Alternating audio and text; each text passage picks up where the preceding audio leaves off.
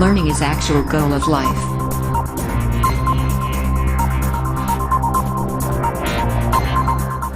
Example 6. Sanya has a piece of land which is in shape of rhombus. Rhombus वो होता है मतलब एक पैरेललोग्राम जिसका चारों साइड इक्वल हो. She wants her one daughter and one son to work on the land and produce different crops.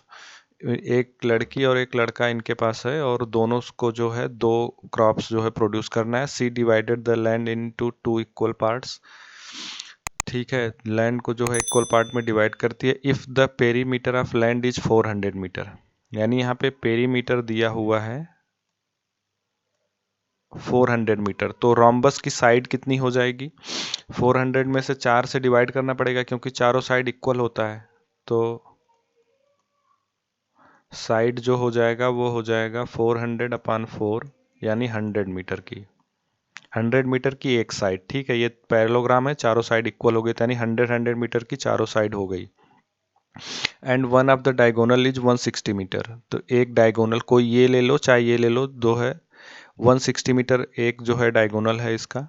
How much area each of them will get for their crops, मतलब कितना area जो है ये अपने crop के लिए पाते हैं. तो पहले वाले एरिया को हम del1 ले लेते हैं और दूसरे वाले को del2, क्योंकि दो एरिया क्रिएट हो रहा है DBC और ADB. तो del1 निकालने के लिए अगर चलो हम पहले del1 निकालते हैं तो हमारे पास 3 साइड हैं, del1 इजिली आ जाएगा. और देखो दोनों इक्वल एरिया है तो एक निकालोगे दूसरा अपने आप आ जाएगा. तो हम पहले ट्रायंगल ले लेते हैं DBC. DBC में देखो A की वैल्यू हम ले लेते हैं 100, B की वैल्यू भी 100 ये वाली, और C की वैल्यू 160.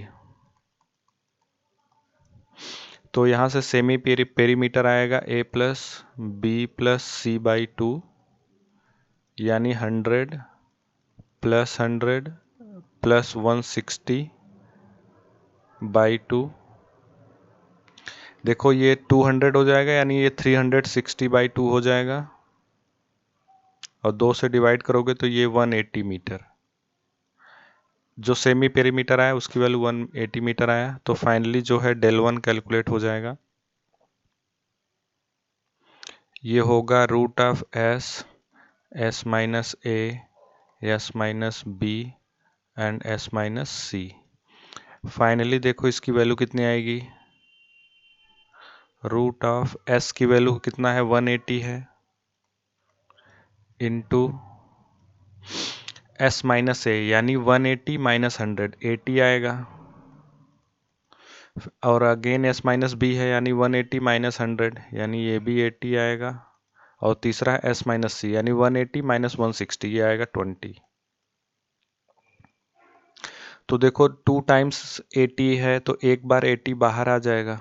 ठीक है, और अंदर देखो कितना बचेगा.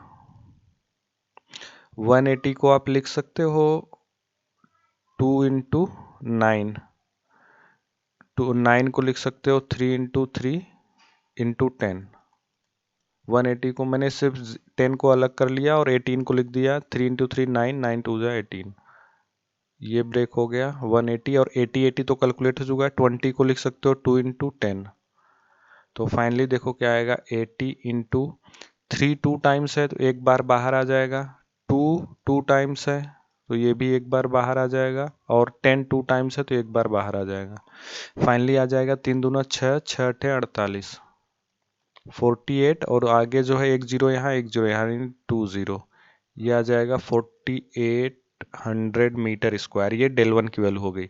अब देखो दोनों को जो है सेम एरिया मिलता है तो del2 जो है del1 के इक्वल हो जाएगा यानी 4800 मीटर स्क्वायर, और ये दोनों जो है आंसर हो गए. What's going on?